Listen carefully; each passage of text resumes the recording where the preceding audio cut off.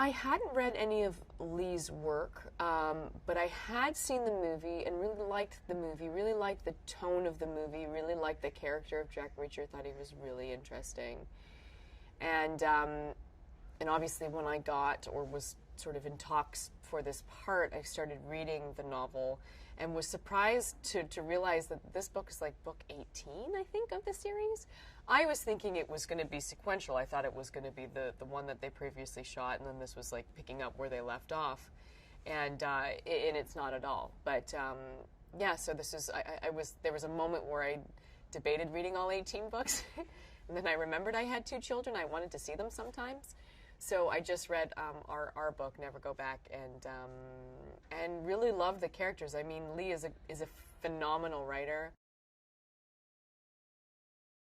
It was really cool. It was my first experience doing a movie that had a book where you could go to for so much of the character's backstory and to read how these 2 characters related to each other. And the book and the movie are different in parts, mainly. Basically, Danika's character, Samantha, is much more in our film than it is in the book. Ed decided to expand on that character, but yeah, it was very helpful to me to have that book to look back on.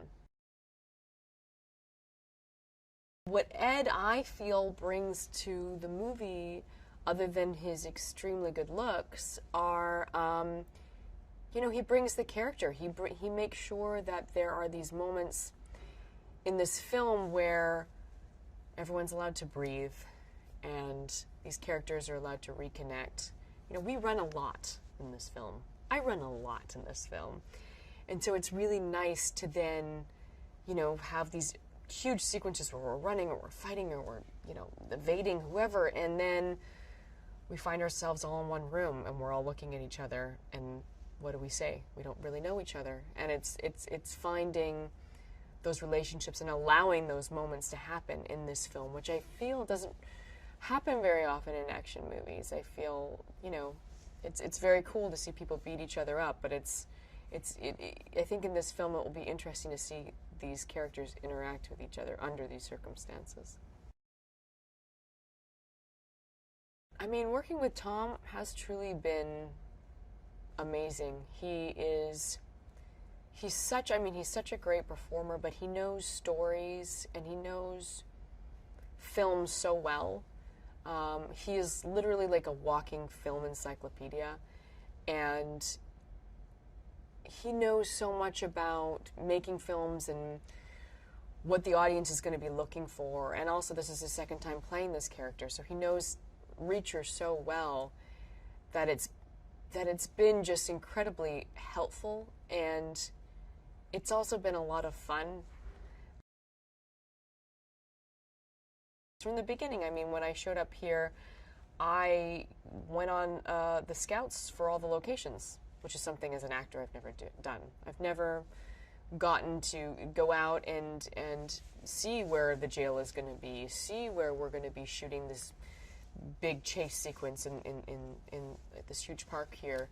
Like, I've gotten to go to these locations and we talk about it and we get to change the scenes in pre-production, as opposed to showing up and doing a rehearsal and then going, yeah, this doesn't work, yeah, this doesn't work, we need to move over here. You know, we get to do it. I was invited to do that during pre-production, which you're just never allowed to do, but I think because Tom is an actor and he knows sort of how we function and how we think and how it could benefit us, he invited me to come along. I think that there is going to be really great action. There is going to be a real fun intensity to the film. There is also going to be a lot of humor to it, we hope. And I think that people will find it very moving. I think that I think it's going to be relatable to a lot of people, to a lot of parents, to a lot of, you know, people who found themselves in that family dynamic. I mean, it's like I said, it's a dysfunctional family. It's these 3 strangers who now find themselves in this family unit that they are not comfortable with, and so it's very interesting to see that play out. Patrick is so funny and goofy, and then he's Hunter, and he's terrifying. And he's so, I mean, he has really committed himself to the training, and he's really worked very, very hard to get into the physicality of this killer, of this natural-born killer, and he's quite terrifying. But I love him off screen.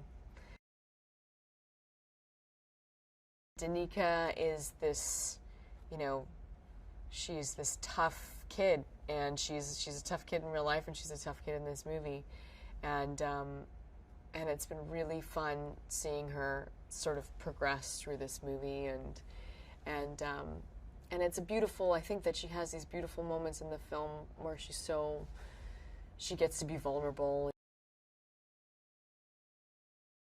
Wade Eastwood is leading the charge on our stunt team, and the way that he trains people, he trains me, is very smart. I mean, I showed up, and like I'd said, I'd broken my leg about 6 weeks previous to starting any of these trainings, so I was basically in the weakest state I could have been in my adult life, and so I, you know, they took me through basically all the way from the beginning, the basics.